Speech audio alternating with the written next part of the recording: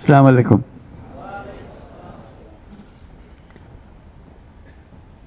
তোমাদের দেখছি আর ভাবছি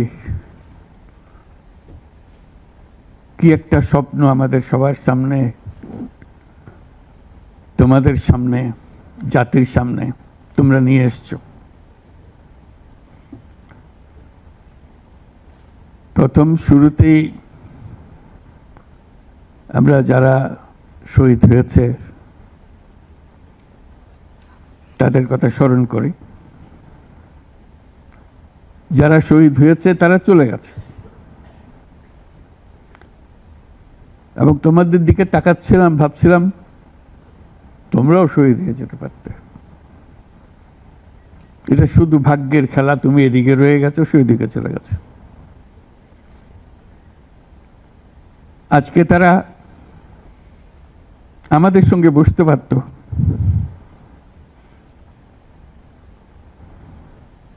কিন্তু সেই সুযোগ তাকে দেওয়া হয়নি, তাদেরকে দেওয়া হয়নি।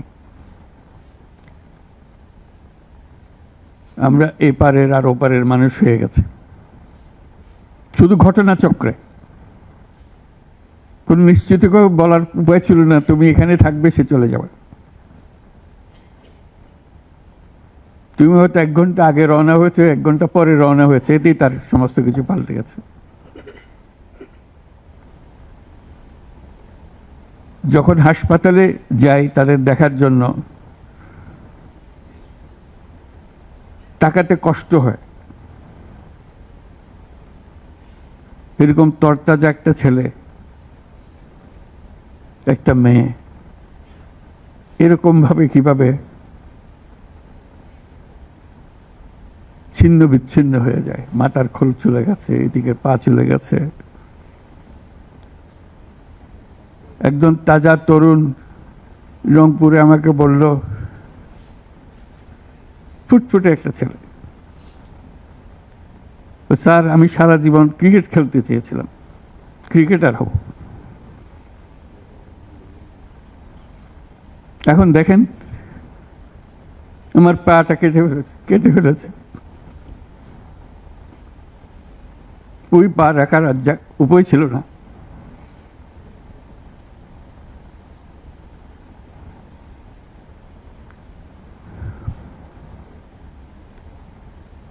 সে আমাকে জিজ্ঞেস করে,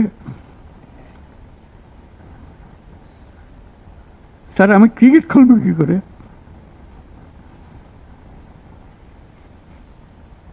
ক্রিকেট তার মাথার থেকে যাচ্ছে না, পা নাই।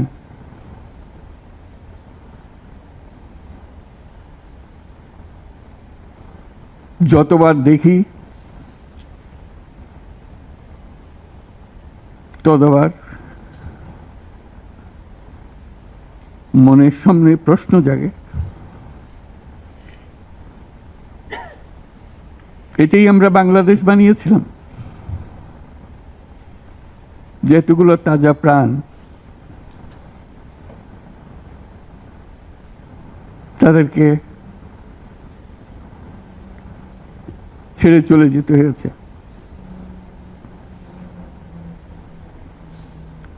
আমরা যারা এখানে আজকে বসে কথা বলছি, তাদের একমাত্র দায়িত্ব তাদের যে ত্যাগ, যে জীবনের বিনিময়ে তারা আমাদেরকে আজকে এখানে বসার সুযোগ দিয়েছে। তারা না গেলে আমরা আজকে এখানে বসতে পারতাম না। সবাই আমরা যারা সরকারের মধ্যে বসছি, তোমরা যারা আজকে শান্ত মনে এখানে কথা শুনতে এসছো, কেউ এই ভূমিকে আসতে পারতাম না।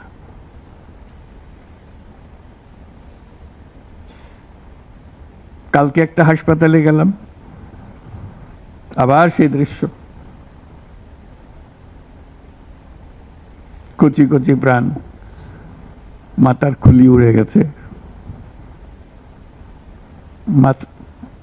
মাথার অর্ধেক নাই। গুলি মাথার ভেতরে রয়ে গেছে।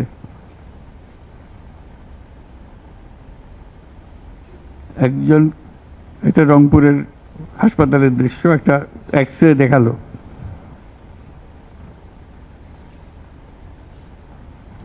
মানে দাগ, অসংখ্য ছোট ছোট ছোট ফুট ফুট ফুট ফুটে ফুটে করা ছবি।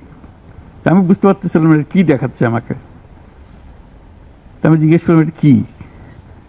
যেগুলো গুলি তার শরীরে এখনো রয়ে গেছে, সে বেঁচে আছে, রাবার ব্লাড।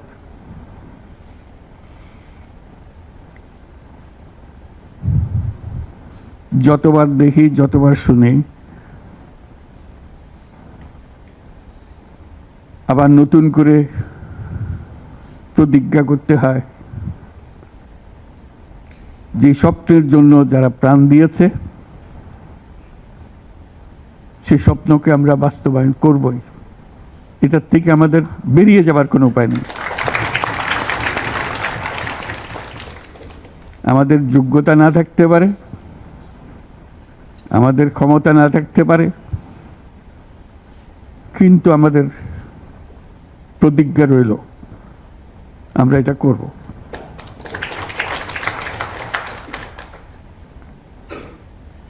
আমি খালি দেখি এই যে ছবিগুলো, আমি তাদের সাক্ষাতে ছবি বলতে যে দৃশ্য দেখলাম, এটা তো সবাই দেখছে না। যারা হাসপাতালে আসছে তারা দেখছে, প্রতিদিনের ঘটনা, একবারের ছবি না। তো মানুষকে এটা তো জানাতে হবে, বোঝাতে হবে যে কি এর পেছনে কি ছিল। মানুষ এমনিতেই তোমাদের পেছনে অত্যন্ত উৎসাহ সহকারে যোগ দিয়েছে। এটা কোনো তাকে কেউ স্লোগান দিয়ে, কেউ হাত বুলিয়ে বলেছে এই কথা না, কারণ তার মনের সঙ্গে তোমার মনের একেবারে সোজাসুজি মিলে গেছে। দেশের মানুষ যা চায় সে কথাটা তোমরা স্পষ্টভাবে বলেছ, তোমরা প্রাণ দিয়ে বলেছ। তোমাদের যে সম্বল ছিল সেটা একমাত্র সম্বল ছিল তোমাদের সাহস, তোমাদের শরীর। এইটাই তো একমাত্র জিনিস আমরা দিয়ে দিতে পারি। কিন্তু আমরা যে লক্ষ্যে পৌঁছতে চাই সে লক্ষ্যে আমরা পৌঁছবো, এটাই ছিল তোমাদের প্রতিজ্ঞা। সেজন্যই ওরা তোমাদের কাবু করতে পারে না। এই সাহস যেন তোমাদের স্থায়ী থাকে, এটা কোনো কালে কোনো কারণে যেন এটার থেকে কমতি না হয়। আগামীতে যাত্রা দুরূহ, এটা সহজ কাজ না। এই যে বারে বারে আমরা বলছি, তোমরা বলছো এত বছরের জঞ্জাল,